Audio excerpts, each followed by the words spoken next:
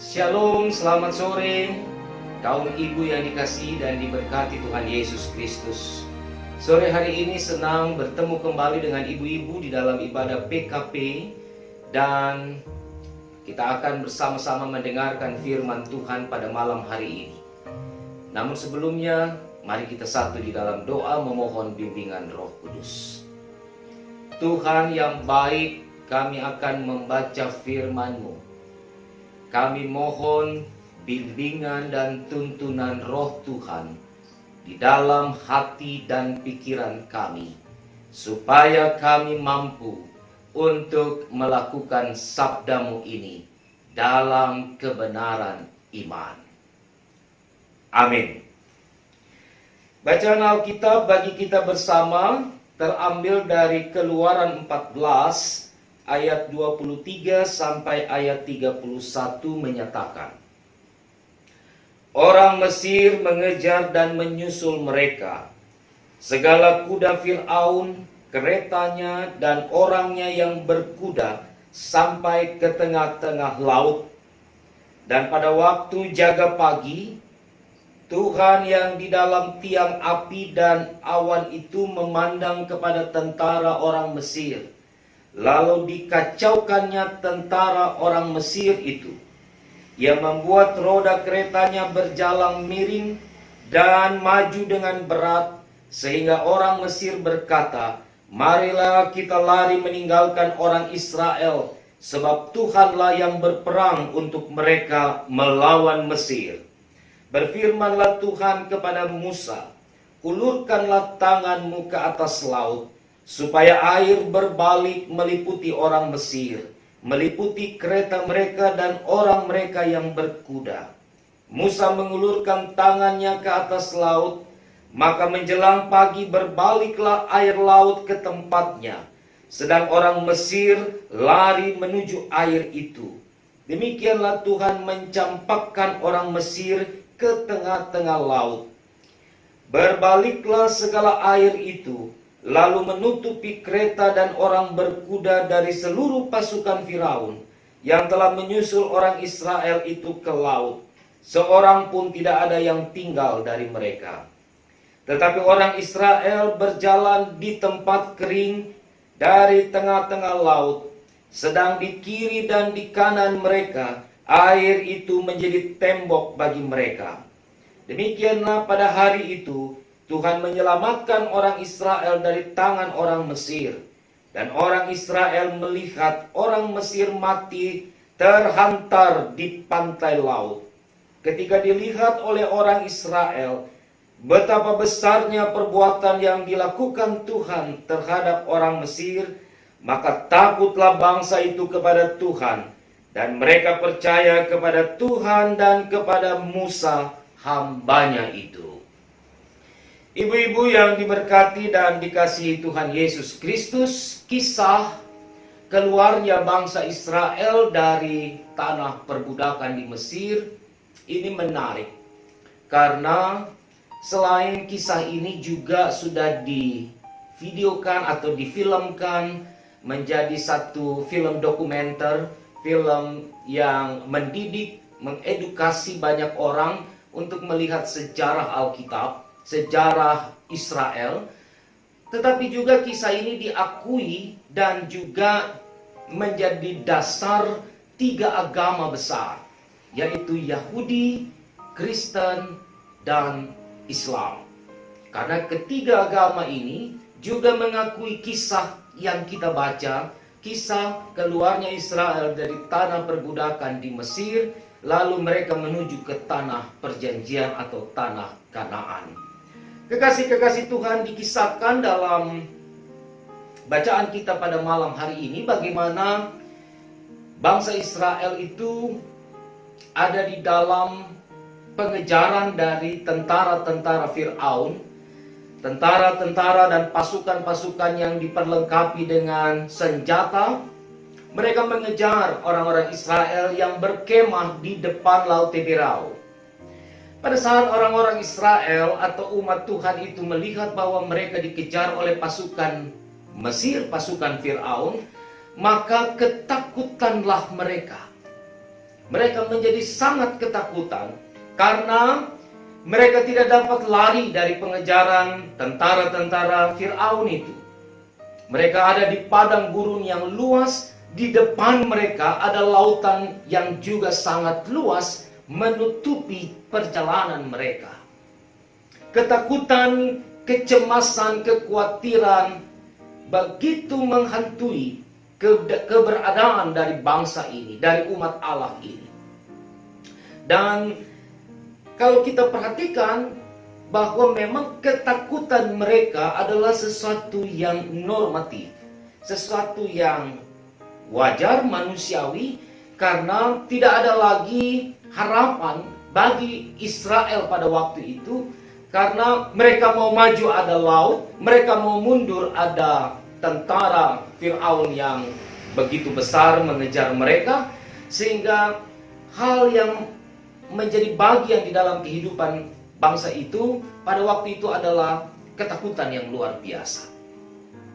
Namun menarik saudara-saudara, di dalam ketakutan yang dialami oleh Israel, kita kembali ke pasal 13 ayat yang ke-13. Saya mengajak ibu-ibu untuk melihat pasal 13 ayat 13, dikatakan begini. Tetapi berkatalah Musa kepada bangsa itu, janganlah takut, berdirilah tetap dan lihatlah keselamatan dari Tuhan yang akan diberikannya hari ini kepadamu.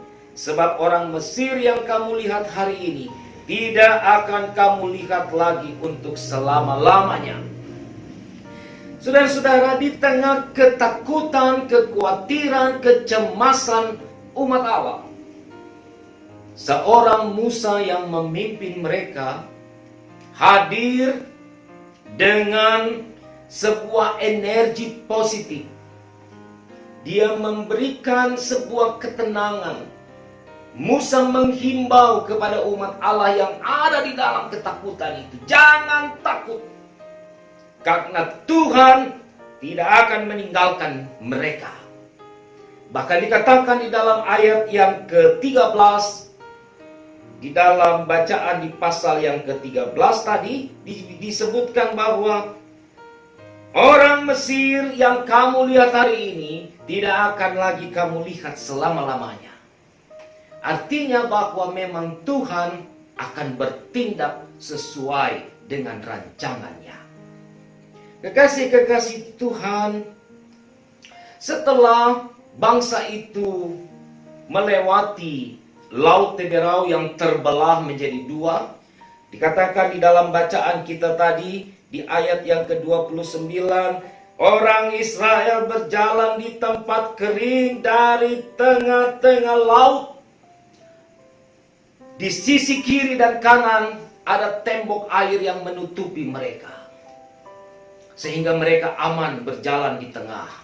Mereka diselamatkan oleh Allah yang memimpin mereka dengan tiang awan dan tiang api dalam perjalanan itu. Tuhan tidak pernah meninggalkan umatnya. Tuhan tidak pernah membiarkan umatnya ada dalam ketakutan.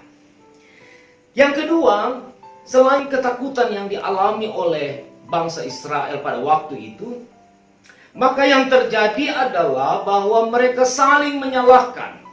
Mereka menyalahkan Tuhan Allah, mereka menyalahkan Musa. Saudara bisa lihat itu di dalam ayat yang ke-11 di pasal 13. Dalam pasal 13 ayat yang ke-11 dikatakan, dan mereka berkata kepada Musa, apakah karena tidak ada kuburan di Mesir, maka engkau membawa kami untuk mati di padang gurun ini? Apakah yang kau perbuat ini terhadap kami dengan membawa kami keluar dari Mesir? Saudara-saudara, memang dalam ketakutan manusia, dalam kecemasan, dan juga di dalam kekhawatiran yang sangat besar, maka yang cenderung terjadi adalah orang akan mencari kambing hitam dari persoalan atau masalah yang dihadapi. Israel pun melakukan hal itu. mereka marah kepada Musa dan juga kepada Allah karena membawa mereka keluar dari Mesir. Seakan-akan Musa dan Allah akan menguburkan mereka di padang gurun yang luas itu, karena di Mesir tidak ada pekuburan bagi mereka.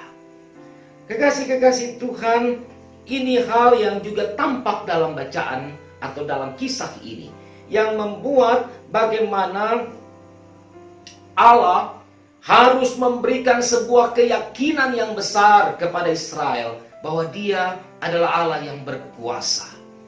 Dan peristiwa terbelahnya Laut Tiberau itu menunjukkan bahwa Allah bukanlah Allah yang biasa. Allah adalah Allah yang akbar, Allah yang tidak dapat ditandingi kekuatannya, kekuasaannya dengan kekuatan dan kekuasaan apapun. Setelah bangsa Israel tiba di seberang Laut Tiberau, maka Tuhan katakan kepada Musa, masukkan tanganmu ke dalam air itu, ulurkan tanganmu ke dalam air itu, supaya air itu berbalik kembali untuk menutupi orang Mesir dan pasukan-pasukan Mesir yang mengejar mereka, sehingga mereka akan mati dan akan tenggelam selamanya. Kekasih-kekasih Tuhan, dari kisah ini ada hal yang menarik menurut saya di ayat 31 bagian B. Mari kita lihat. Ayat 31 bagian B menyatakan demikian. Maka takutlah bangsa itu kepada Tuhan, dan mereka percaya kepada Tuhan dan kepada Musa hambanya itu. Ketakutan Israel di awal ketika dikejar-kejar oleh tentara Fir'aun adalah ketakutan manusiawi, karena mereka tidak mau kehilangan nyawanya, karena mereka tidak tahu jalan keluar dari permasalahannya, sehingga yang muncul adalah kecemasan dan ketakutan. Tapi di ayat 31 perikop kita malam ini disebutkan juga, maka takutlah bangsa itu kepada Tuhan dan kepada Musa ketika mereka melihat perbuatan yang dilakukan Tuhan kepada orang Mesir. Luar biasa. Maka rasa takut yang kedua itu berubah menjadi sebuah atau sesuatu yang positif.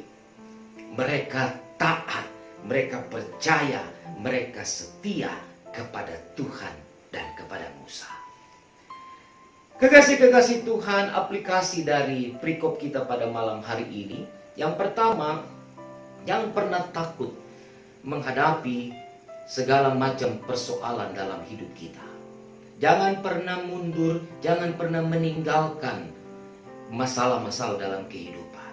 Hadapi masalah itu dengan iman, dengan mengandalkan Tuhan. Yang kedua, dikatakan jangan pernah saling menyalahkan di tengah-tengah persoalan hidup kita. Mari memberi energi positif di tengah-tengah kekhawatiran dan ketakutan yang kita hadapi saat ini. Kita diminta oleh Tuhan untuk selalu berpikir di dalam perspektif Allah, bukan dalam perspektif kita. Ketika kita menjalani seluruh proses kehidupan ini dengan perspektif Allah, artinya kita tidak menyalahkan siapa-siapa terhadap persoalan dan kesulitan, bahkan penderitaan yang kita alami. Tapi kita melihat dari kacamata Tuhan bahwa Tuhan pasti sedang membentuk, mendidik kita lewat persoalan-persoalan ini. Maka kita akan menjalani seluruh proses ini dengan penuh sukacita. Ibu-ibu, mari kita berjalan bersama. Mari terus melangkah bersama dengan Tuhan. Karena dengan bersama dengan Tuhan, kita akan terus melihat kuasa dan karya Allah yang besar dalam hidup kita. Tuhan Yesus memberkati saudara.